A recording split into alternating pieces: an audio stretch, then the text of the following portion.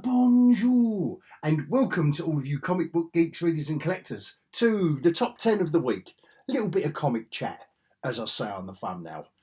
And it is really more chatting about comics than it is specifically reviewing these comics, because I don't like spoiling it. I like to think that I review them in a way that will either tickle both your fancies or make you trade weight, if that's your thing, or maybe go on digital, try them out. So that's what I intend to do if you have not been here before. If you have, welcome back, you sexy, sexy subscriber, you. You know how much I love you. And you know what I'm going to do at the end of this video. It's the cover of the week, just after book of the week. And we're going to imagine, I like doing it. And I know a few of you have said you enjoy it. So it's still there, still going to be there in perpetuity. At the end of my videos, imagining if we were creeping up to I think I've got the Halloween vibe going on. We didn't used to creep up to the newsagent shelf, did we? We would just walk, maybe run, but we didn't creep, did we? I don't know where I was going with that. Anyway, I must have Halloween on the brain. Back in the room, back in the newsagents or drugstore. Do you remember when we only had pocket money for one at a time? It was very rarely more than that, was it? My cover of the week, I like to imagine. I like imagining if I was back in that day and I only had pocket money for one comic, and and the covers were going. And what was it? Before you leaf through it, it's still going to be, you're still going to leaf through that and then have a look at another one in your first, second, third, fourth, etc. Anyway, that's at the end of the video. I won't do a deep dive on this because my book of the week, it was a slow week this week. I'm not saying there aren't some really, really good comics here, because I only got 12. I got another one in the end, so I did say 11 on my haul, but I did pick up another one. So this is a fairly easy top 10 to choose from. There weren't any bad ones, but I just thought I'd keep it at 10. Follow the thumbnail and have a chat about 10 comics. Right, I think that's about it. I've waffled on long enough. Because it's Halloween, I'm going to start off with this. Just a nice ending. A nice, succinct ending that you obviously you expect from Jeff Loeb. Satisfying. Was a decent run. I would say a worthy successor. But I will say, it's here in my top 10. My only thing about it being, was it really necessary? Did we need... I'll have a tribute to Tim Sale all day long, and I'll have Jeff Loeb written stories all day long, and the artwork by Matteo Scalera in that. Lovely. But did we need it? Not so sure, but I enjoyed it. I enjoyed it nevertheless, but not a patch. It wasn't a patch on the first one. That's all I have to say about that. But like I say, it's in my top 10. There's no point me explaining the story, is there? It's a sequel to the first one. The mafia families, the Falcones, and a mystery with the little gun and all that. So this has finally picked up pace. It was this and Hornby and... Is it Hornsby and Halo? Hornby is the train set company in England, isn't it? Is it Hornsby and Halo? Yeah, that and this are the weakest out of the Ghost Machine lot. But I do find this more intriguing than the aforementioned Hornsby and Halo. But this has finally kind of picked up a little bit. All right, I get it. They're time travellers. They're in the 21st century from the 24th and a half and all that. I get it now. And I've been enjoying it. It's like a modern twist on the Jetsons kind of thing. I think that's the best I can do, really. No, yeah, if the Jetsons travel back in time kind of thing. But and the granddads, got enhanced strength and all that. And yeah, it's all the good shtick that I like. But finally, the bad guy has got hold of it. We're on issue 10, and they did tease it it was obviously teased in issue 1, and I think we skipped forward. It was all background stuff, which I did enjoy. It was kind of like a soap opera-y kind of thing, with them trying to hide who they are from people, and I do like that. Finally, we get underway. So I did enjoy this one. The bad guy travels back from the 24th and a half century and has found them. So, and it's a family connection. Without giving you spoilers, though I know time travel could make everyone roll their eyes, but it is the Tomasi. Yeah, Tomasi's done a nice job of this, and always, Francis Manapul's art just outstanding on predominantly a story that's set in the town where they're in. There's not a lot of scope for doing, the vehicles and weaponry, and I mean there is in this issue. It's kind of like a big elongated chase scene. Really, really good. I did enjoy it. A quick, easy read as well, being a chase scene. So the last issue of Batman, last issue of this, did enjoy it. We'll read very, very nicely. I mean, it'll only be a slim trade because it's 5 issues, but nevertheless, sometimes they're decent. I don't know what Marvel are planning for this. It was solid stuff, as you expect from Greg Pak. Thank God Marvel decided to keep the same creative team on it for 5 issues. Yay! Ooh, that was a bit facetious, wasn't it? I told you it was COMICHat, okay? This was decent. We know, I mean, it says it on the tin, it's the death of Silver Surfer. No one stays dead in comics. There's a couple. Actually, let me know in the comments who has stayed dead, whether it's DC or Marvel, I don't care. But who has stayed dead? Like the original Captain Marvel? Death of? He didn't come back from that, did he? Warlock, he keeps dying and coming back, doesn't he? Yeah, let me know in the comments for a bit of fun. Who has died and stayed dead? I think all you DC fans will be all over me with that because I don't know that side. Anyway, this was decent storyline, some inventive thing, an inventive idea involving Galactus's blood, believe it or not. So if you haven't read this or gone anywhere near it, and you kind of, you like Silver Surfer, but have a go. Have a go at it. Hopefully, I mean, it's Marvel again. I was going to say it'll be an inexpensive trade because it's only 5 issues, but it'd probably still be about 60 quid. Knowing Marvel, they love it, don't they? They love a markup, them boys. Feral. Don't know why I say it like that. Just to wind you all up. It's Feral. It's Feral. This has been decent. Again, it all kicks off in this issue. It's Walking Dead with cats. Yeah. We thought they found a home in Pet City in previous issues. It all went Pete Tong. We knew it was coming, but the way that Fleeks does it, it is Fleeks who's writing it, isn't it? And not the art. Yes. The way Fleeks does it, it's coming, but he does like teasing us. Oh yes, he's a tease, that Fleeks. And I enjoy every issue of it.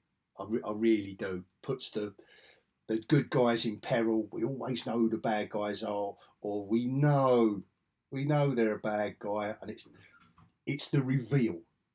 It's the reveal. That's the good bit. So yeah, it's you could call it your typical zombie fare, but because it's cats, it kind of isn't. A bit like with Escape. Being a typical war story to me, because I've probably in my lifetime read thousands of war stories in comic book form, but using animals and the anthropomorphic angle, got that out, new teeth, yes, using the anthropomorphic angle, see, I've done it twice, yes, I ain't going to do no more though. It lends it just a little, I don't know, just a little bit of eesh. So, sleep, we all need it. Our main protagonist in this story definitely needs it because things go wrong when he goes to sleep. And it is It is dark. It's such a slow burn, but I don't know what it is about every issue. I think it is the reveal of every issue. Something else goes wrong, and Xander Cannon manages to not quite leave us on a cliffhanger every episode. Like, I wouldn't say it's like, oh my God, but definitely you want to find out more. Like oh God, what's going to happen? And yeah, done it again with this. I think this issue, oh, forgive me. Oh yeah, that was it. The chapter 7 was more of a proper cliffhanger, and the end of chapter 6 actually, because chapter 7 doesn't let us know. Well, it doesn't show us what happened, but we can guess because chapter 7 shows us what's happened to him. Does that make sense? Yes, it does to my brain. All right. But this is issue 6. This will make a beautiful trade paperback if you're trade waiting. It really will. This will read absolutely superbly, chapter by chapter, because you won't be able to put it down. Guarantee it. Because of the slow burn. If you just relax with your pint of gin and tonic and just sit down and read it, yeah, good stuff. This is also good stuff. Yeah, thoroughly enjoyed this. Where you think it's going to take you, I think I read out the little synopsis in the haul video, because Dark Horse gave us one here. J. Michael Straczynski. It looks like it's going to be messing with your melon on the first page. It really does. I thought, oh no, come on, let's go. And no, then we're back in the room. And it is a solid story about, it's going to be an adventure yarn with our main hero in a world that's literally shrunk to a few certain areas, and the rest of them are called dead zones, I believe. Yeah, Earth is dying. Dead zones is what the beginning of the synopsis is. So you've got that dystopian angle, but nevertheless, him and his partner, they're 2 cops in Chicago still, and goes from there. But the sci-fi element of it is set up at the beginning. So, and he's got his addictions, and no, it isn't. Actually, I think he likes boozing, but it isn't the typical. There's something else with the sci-fi element. With your, what was it, William Gibson that done all the it was cyberpunk, wasn't it? He was the inventor. It was William Gibson, wasn't it? It's over there somewhere. Yes, I'm pretty sure it was. I'm sure you'll let me know in the comments if it isn't. The guy, the author of those them things called books. Overrated. This is where it's at. Not this specifically, but comics, you know what I mean. Voyeur issue 2. Really liking it. Really enjoying this, and again we're finding out a bit of background. So the first issue setup. This what we think is an art. Like an art gallery owner or curator or whatever goes on holiday and is spied on by the security guard, and now we're finding out both of their backgrounds. That's all I can really say.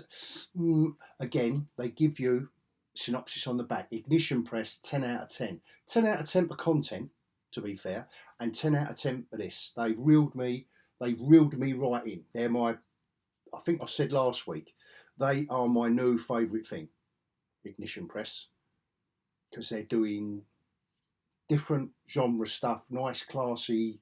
This is going to be a thriller, heist kind of thing, which is just kind of, but it's got that chemistry between the 2 main characters, a boy and a girl. So there's a bit of nudity. So always spices it up, doesn't it? It's like moonlighting with nipples. You can quote me on that. Moonlighting, as in the show. Do you remember back in the day? They're trying to, yeah, but it's not a comedy. No, that's not. It's something with nipples. You can quote me on that. Yeah, do that. Something with nipples. Voyeur, by Ignition Press. This was super. I didn't know this was the sequel to. It seems like everyone else knows that this was a series a few years ago, except me. Anyway, I thoroughly enjoyed the further adventures of the Beauty, which is, I think I said in the whole video, because of the synopsis on the back, I'm right up to date. And you haven't got to buy the first series because I understood everything. And it is the adventures in a world where you get a sexually transmitted disease and it turns you beautiful. And everyone wants it. Or it, as in, well, they want it. Yeah, actually, Ignition Press, you're being a bit naughty, aren't you? Yeah, the old hormones are raging in the Ignition Press office. Off the scale they are. Rather.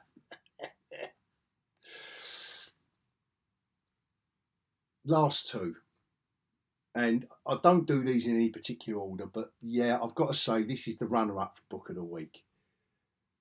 This run, and again, if you're trade waiting, I can't believe how you've held on for a year, because you are in for a treat. If you have got enough resolve and patience, I tell you what, you are in for an absolute treat.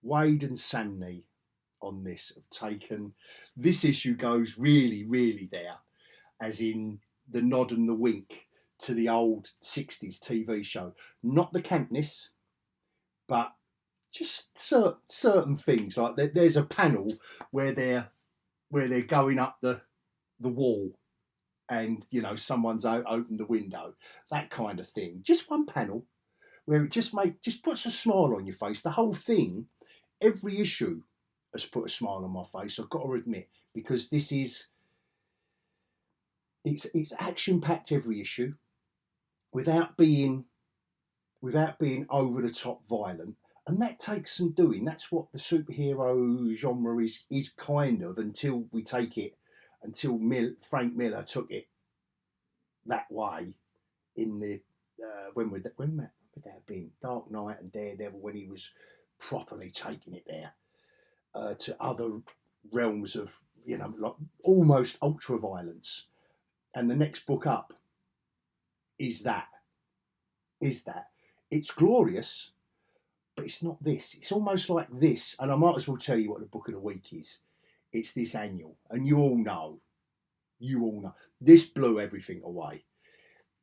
It just beats this for sheer one and done shock value, whereas this, this is 12 solid issues, and I don't think it's ever been Book of the Week, but it will certainly be my end of the year review. This will certainly be in there. Certainly be. If I'm going to do a top 10 of the year, and it's going to be a crowd, I'll tell you what, it's going to be a crowded list.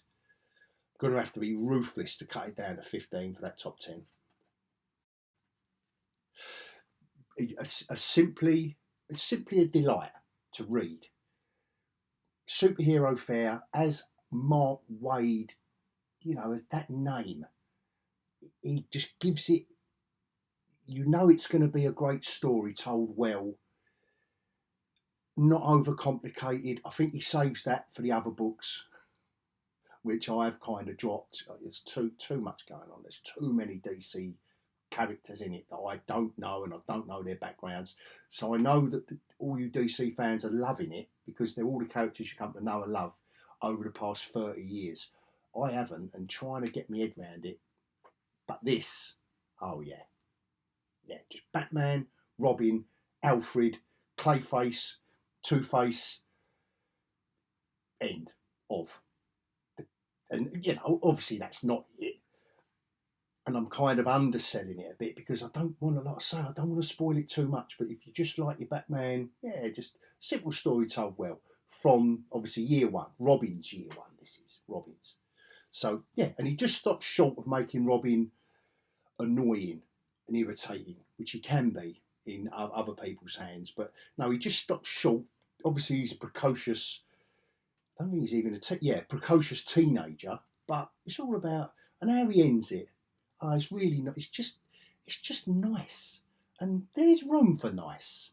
I think there's enough room for grim, but sometimes you just want nice. So yeah, I've rabbited on about that one, but it does deserve it because this is Book of the Week. And what more can I say that hasn't already been said? This is one of the most visceral in Darren Warren is. I get mixed up with the Johnsons. It is Darren Warren Johnson, isn't it? Yeah, I don't know why I'm looking up. And before I go on about Daniel Warren Johnson, forgive me. The other strip in the back by James Harron, writer and artist, was also excellent. But it's only a little backup strip, but it was also ultra violent, over the top,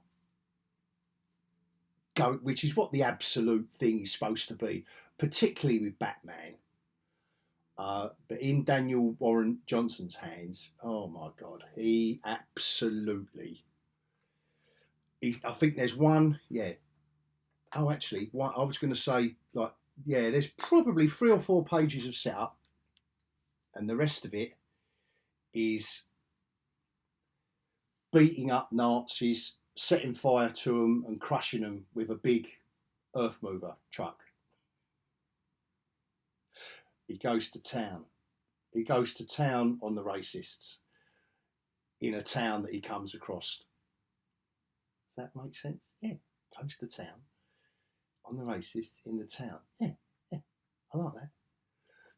But in Daniel, and it's his artwork that lends it that brutality, and you can feel it. The way Daniel Warren Johnson just does the punch, and we've all seen the panel by now. If you're on, so I mean, just my little world of threads, I've seen it 100 times this week. But it is a worthy, even in a busier week than this. I think that would have been way up there for me because literally you're turning each page thinking, wow, he can't get any worse than this, can he? But like I said to you about comparing that to Batman and Robin, he's absolute Batman. I know it's not part of the DC universe as such, but it's a brutal, grim, vicious world and character to suit the world, and I've been enjoying it. That is second only to the Wonder Woman. They're the only two I'm getting actually. Absolute books, I think. Yeah. So that's why I'm enjoying them two the most. No, but I've been enjoying Absolute Batman because it's not part of the thing. Who's the writer that's normally on it? Absolute Batman. Is it Snyder?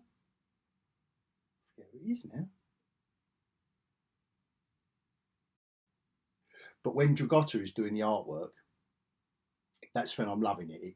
There's something about it that gets grim and visceral. That's the best word, I think. Brutal. But yeah, he does go over the top.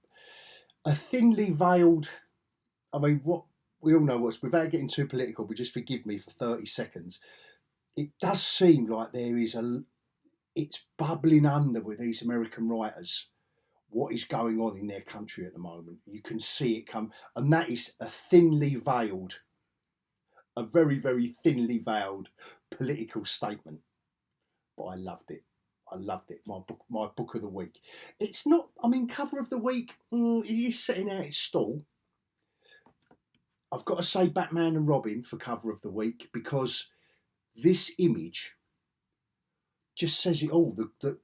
Just the delight on Robin's face, just the classicness of it.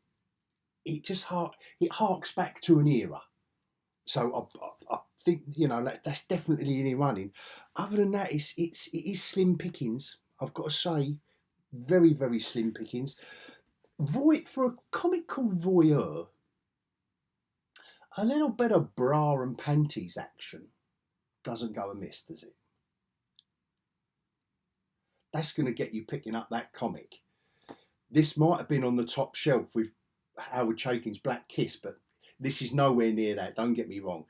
But yeah, so when you're leafing through it, oh, there's a see-through nightie. Oh, hello. Oh, oh, now we're naked. I think I'll have that and take it to the counter. Oh no, anyway. No, cover of the week. Other than that, I mean, I've showed you the covers and they're all quite straightforward. But I think cover of the week for me, in a Batman comic and Long Halloween, is this, and it is Adam Hughes. And I've got to say, this just didn't look like an Adam Hughes cover, and I like the way he's kind of done it in a. Unless it's just something that's rubbed off on the front of this cover, but it doesn't look very glossy. It looks as if it's an old photograph, you know, when it's a bit grainy. That I did like the grain on the. You obviously can't see it on the. I don't think you'd be able to see the graininess of it. But anyway, Adam Hughes. I love the shadow. I love her shadow being the Batman, and I just think it's creepy, and it's Halloween. It's not only Halloween, but it says it on the cover. So this is going to be my cover of the week, because I think it's a as always from Adam Hughes, a glorious illustration with spot on everything, and it wasn't the best week. Yeah, it wasn't the best week. Cat, you know, Feral, the cats fighting. No, that's my book. That is my book of the week, and I hope you enjoyed that little comic chat. I know it's not quite review time because I don't really tell you a lot about the stories, but I just don't want to spoil it for you.